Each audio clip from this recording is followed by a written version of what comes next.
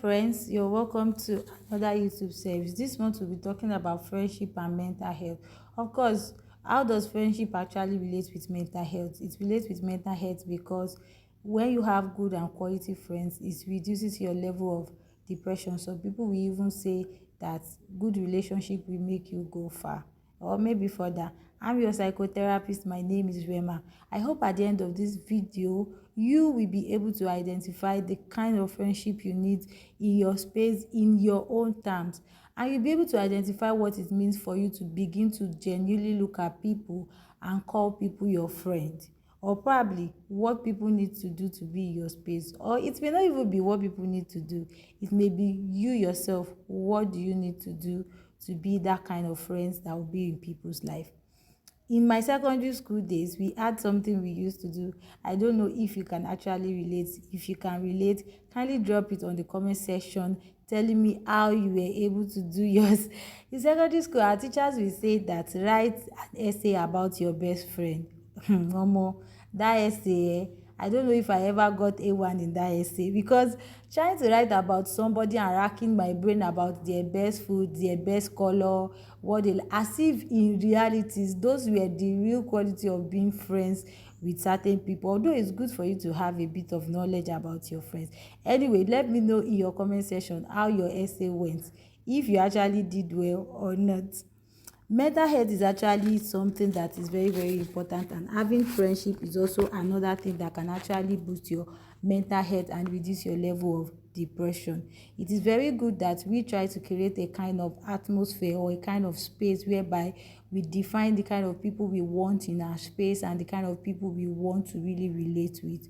And for you to be able to do that, here are 5 psychological ways to identify best friends in your own terms. The first question you should ask yourself is, what do you understand in a friend? What are the things that you want in a friend? What do you want in a friend? That's the first thing you should ask yourself.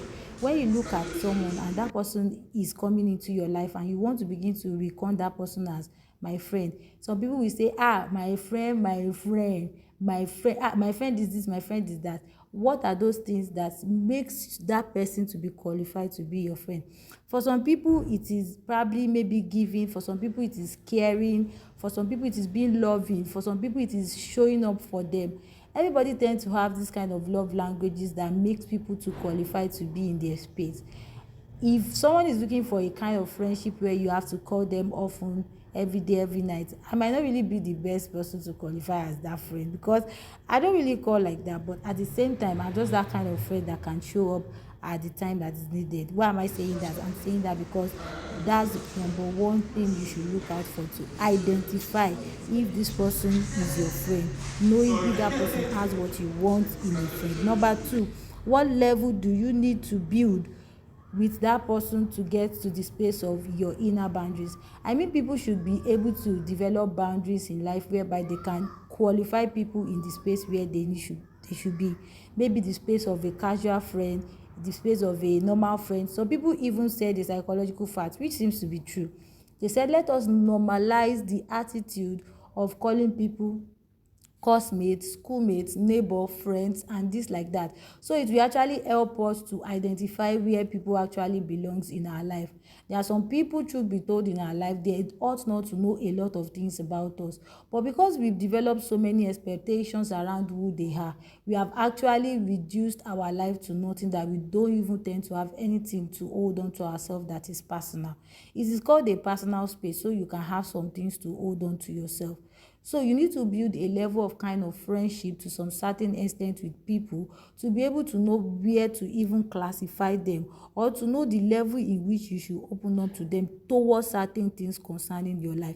In that way, people will know that you don't just allow different kind of people in your space. So boundaries matters most. Number three, does this person that is your friend or that you want to make your friend, does that person have alignment of values that is related to yours? I mean, many people don't really look at it that a friend need to have value or probably standards that's related to them. Many people just feel they can roll with any kind of people, and at the end of the day, they just take in so many kind of conjunction, communication, conversations that they shouldn't take in. That's one of the reasons why some people are kind of confused in their direction of life. That's why some people are not even having a direction of how life should be for them. I think it's high time you start identifying your friends by first identifying your values. What are the things you stand for? What are the things you represent? What are the things you want to replicate? When you have that, it will be so easy for you to have friends and determine the kind of friends that will be in your space. Number 4, does your friend speak the love language or friendship language that matters to you? You know, I said that from the beginning of my presentation, that it is important that you have friends that can meet your needs and you also meet their needs. So it's not just one way around all about them. It has to be an agreement and it has to be a mutual relationship. What is that language that you love? Are you the type that love people calling you? Are you the type that doesn't even love it? I've seen friends that they don't talk, but once in a while when they tend to pick their phone, they talk, they can discuss at length, and they don't get angry for not checking up on each other because they understand one another's schedule and life. They don't beef. They believe they are not in competition with one another. They have a sound and secured mental health. It is very, very important that you know the kind of language that your friends speak, so that you guys can speak each other's languages in order to refuse or reduce the level of offenses burden. Now, it is very important that you identify the kind of friends that you need in your space psychologically to reduce the level of offenses, probably betrayals, hurt and everything. And also understand that whoever is coming into your personal space is a human. You will offend them, they will offend you, but the beauty is love covers multitude of sins. If you guys are still able to work out your relationship and meet an agreement and adjust to one another, that's the beauty. You move on. But if you are unable, then you learn to part ways. This is not the first time friends will be parting ways, but the most important thing is you part way on a mutual and peaceful agreement between one another. I hope this video has helped you to put yourself in a space where you can psychologically identify what friendship means or the kind of friends that you need in your own terms. Don't forget to click on the subscribe button, and I want you to look out for the next series that says that everyone is not your friend. I love you guys. I am your psychotherapist.